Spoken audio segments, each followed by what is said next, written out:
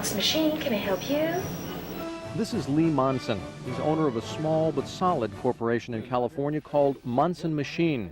He's the man who took his business from a one-man operation to a corporation billing $1.5 million in sales, and all that in fewer than 5 years. His story starts with an old, worn-out piece of equipment, an engine lathe. A belt drive Logan engine lathe, and I took that thing halfway apart and cleaned it all up and oiled it, and that thing was the finest piece of equipment that I had ever seen because it was mine, you know. And I tooled that thing up, and I got a couple jobs from the man I worked for.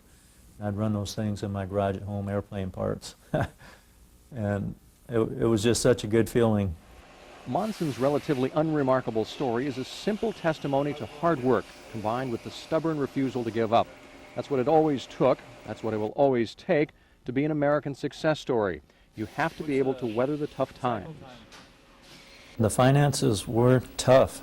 First, actually, up until about a year ago, we were struggling. We had to go through all the different types of getting finances, getting loans from banks. I've had to refinance my house before, borrowing money from any source I could get it to make payroll and to keep the cash flow going. And then about a year ago, my finances, the work that we had been doing and everything kind of caught up, where our finances caught up with our growth. And the company has definitely grown. Monson moved from his garage to this industrial park, and since then sales have doubled every year. And now there are perks, a new home, new toys, and more financial freedom. All this without compromising personal convictions. When we first started the business, we made a commitment that no matter how busy we got, we would not work on days when we had church. So I never have worked a Sunday since I've been in business.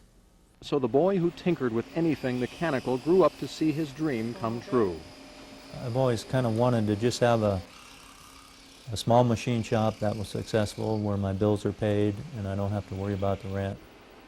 Looking back on his success, Monson says there are no shortcuts for hard work, and sometimes there is no easy way to learn all the things you need to know.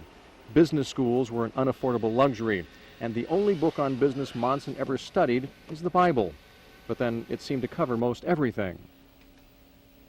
It talks about being honest, about treating people fairly, about doing what you say, about not being deceptive, and these type of things. And if people would just be honest and upfront in business, then I think it'd be a better business climate out there. I would like to be remembered as somebody that started out in business and tried to do it honest and the right way and succeeded. There is one mistake. If Monson were to start again, there's only one thing he would do differently. Well, probably would have bought a bigger phone system. Now that's something the village blacksmith never worried about.